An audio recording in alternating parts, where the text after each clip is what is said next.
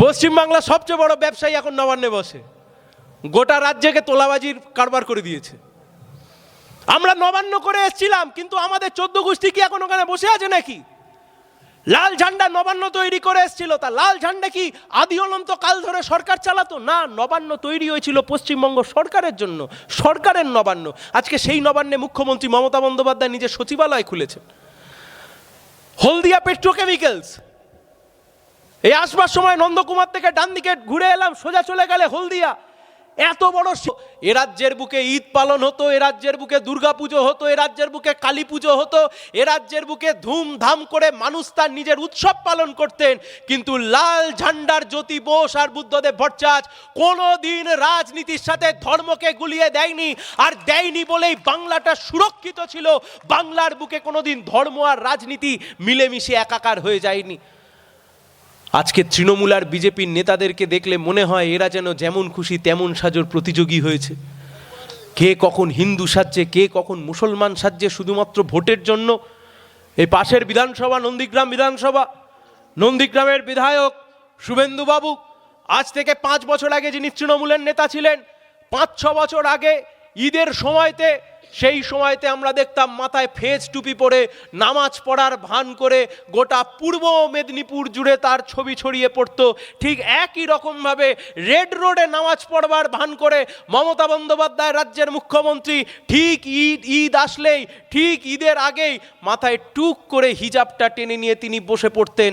আর আজকের দিনের মহিমা আপনি দেখুন, আজ থেকে 5 বছর 6 বছর আগে যে শুভেন্দু বাবু মাথায় ফেজ টুপি পরে মুসলমান সম্প্রদায়ের মানুষের মধ্যে ভোটের জন্য নিজেকে মুসলমান দরদি প্রমাণ করতেন, এখন গোটা দেহ মাথার কালো চুল বাদ দিলে কার্যত সবটা রং দে তু মোহে গেরুয়ার মতো গেরুয়া করে নিয়েছে।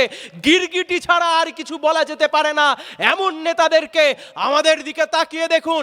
আমরা লাল ঝান্ডার রাজনীতি করি, লাল ঝান্ডার রাজনীতি করতাম, মানুষের হয়ে কথা বলি, মানুষের হয়ে কথা বলতাম, গরিব মানুষের হয়ে কথা বলি, আমরা শ্রমিকের হয়ে কথা বলি, কৃষকের হয়ে কথা বলি, ছাত্রের জন্য বলি, যুবর জন্য কথা বলি, সমাজের পিছিয়ে পড়া অংশ, অর্থনৈতিকভাবে দুর্বল অংশ, গরিব মানুষের জন্য লড়াই করি। কিন্তু লড়াই করতে গিয়ে কোনোদিন আমাদেরকে হিন্দু মুসলমান সাজতে হয় না। তার কারণ আমরা মনে করি রাজনীতি রাজনীতির জায়গায়, আর ধর্ম ধর্মর জায়গায়। রাজনীতি আর ধর্ম যদি এক হয়ে যায়, রাজনীতি ধর্ম মন্দির মসজিদ এসব যদি গুলিয়ে এক হয়ে যায়, তাহলে যে বিষ তৈরি হয় সেই বিষে আসলে সমাজ সমাজ সমাজ মানুষ মরে যায়, সমাজ পিছিয়ে যায়। পশ্চিমবাংলার আজকে তাই হচ্ছে। এই জেলা গর্বের, পূর্ব মেদিনীপুর জেলা। আমি বাংলা মিডিয়ামের ছাত্র ছিলাম। আমার যে গ্রামের স্কুল, আমাকে দেখতে একটু সৌড়ে সৌড়ে না? হ্যাঁ, আট ভাট একটু সৌড়ে সৌড়ে তো। হ্যাঁ, আস্তে আস্তে আমাকে একজন কমরেড এসে বললেন, দাদা গ্রামের রাস্তার হাঁটতে কেমন লাগছে? আমি বললাম, ভাই আমি সকালবেলা এই রাস্তা থেকেই এসছি, আমার পাড়াটাও এরকমই, পাতি পঞ্চায়েতে বাড়ি। যাই হোক, কিন্তু আমি যে কথা বলছিলাম আপনাদেরকে, যে সব মিলিয়ে এই পশ্চিমবাংলায় একটা সময় পূর্ব মেদিনীপুর এমন একটা জেলা ছিল সবচাইতে বেশি শিক্ষিত মানুষের বসবাস। পূর্ব মেদিনীপুর মানে কি?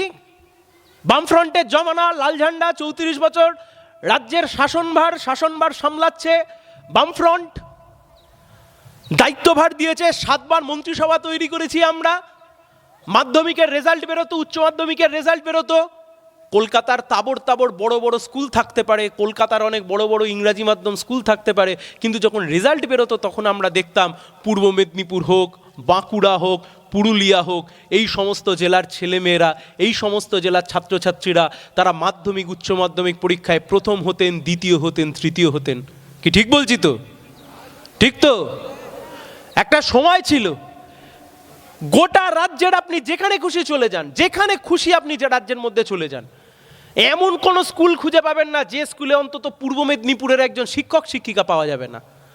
যে কোনো স্কুল আপনি গোটা পশ্চিমবাংলার একদম কুচবিহার থেকে কাকদ্বীপ, ওদিকে দীঘা, ওদিকে জঙ্গলমহল, আপনি যে কোনো জায়গায় চলে যান, বাঁকুড়া, পুরুলিয়া, ঝাড়গ্রাম, আপনি যে কোনো দিকে চলে যান, সব স্কুলে, অন্তত সব স্কুল খুঁজলে আপনি একজন শিক্ষক শিক্ষিকা খুঁজে পাবেন যে একজন শিক্ষক শিক্ষিকা, সে একজন শিক্ষক শিক্ষিকার বাড়ি অন্তত পূর্ব মেদিনীপুরে।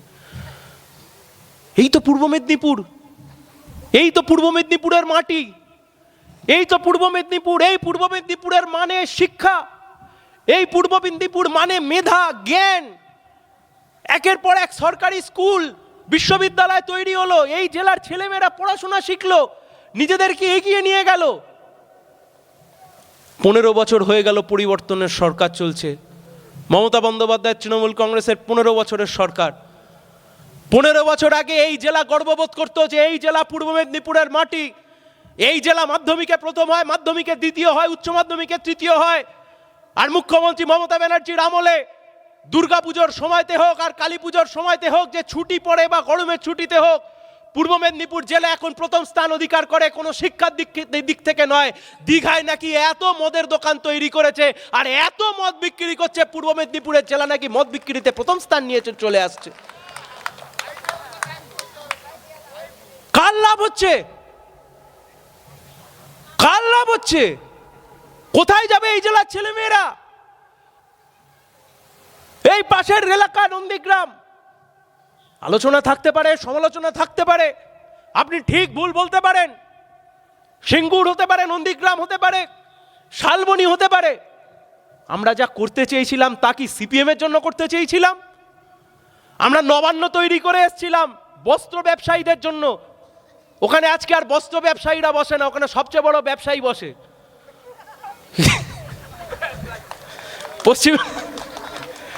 পশ্চিমবাংলা সবচেয়ে বড় ব্যবসায়ী এখন নবান্নে বসে, গোটা রাজ্যকে তোলাবাজির কারবার করে দিয়েছে। আমরা নবান্ন করে এসেছিলাম, কিন্তু আমাদের 14 গোষ্ঠী কি এখন ওখানে বসে আছে নাকি? লাল ঝান্ডা নবান্ন তৈরি করে এসেছিল, তা লাল ঝান্ডা কি আদি অনন্ত কাল ধরে সরকার চালাতো? না, নবান্ন তৈরি হয়েছিল পশ্চিমবঙ্গ সরকারের জন্য, সরকারের নবান্ন। আজকে সেই নবান্নে মুখ্যমন্ত্রী মমতা বন্দ্যোপাধ্যায় নিজের সচিবালয় খুলেছেন।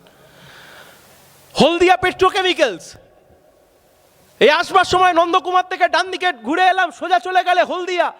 এত বড় শিল্প তালুক গড়ে তুললাম আমরা, এত শিল্প, এত কলকারখানা, হাজারে হাজারে ছেলেমেয়েরা ওখানে কাজ করতে যায়। আমরা তৈরি করেছিলাম, তা বলে কি আজকে আমরা সরকারে আছি? না, আমরা তৈরি করেছিলাম, কিন্তু সে তৈরি হওয়া জিনিস আজ রয়ে গেছে। সেখানে এই এলাকার ছেলেমেয়েরা, এই জেলার ছেলেমেয়েরা, পাশের জেলার ছেলেমেয়েরা, পাশের রাজ্যের ছেলেমেয়েরা এসে সেখানে কাজ করে খায়। আমরা নন্দীগ্রাম করতে চেয়েছিলাম, সিঙ্গুর করতে চেয়েছিলাম, শালবনী করতে চেয়েছিলাম। সে করতে চাওয়া নিয়ে প্রশ্ন থাকতে পারে, কিন্তু যা করতে চেয়েছিলাম তা সিপিএম এর জন্য করতে চাইনি, এই রাজ্যের জন্য করতে চেয়েছিলাম।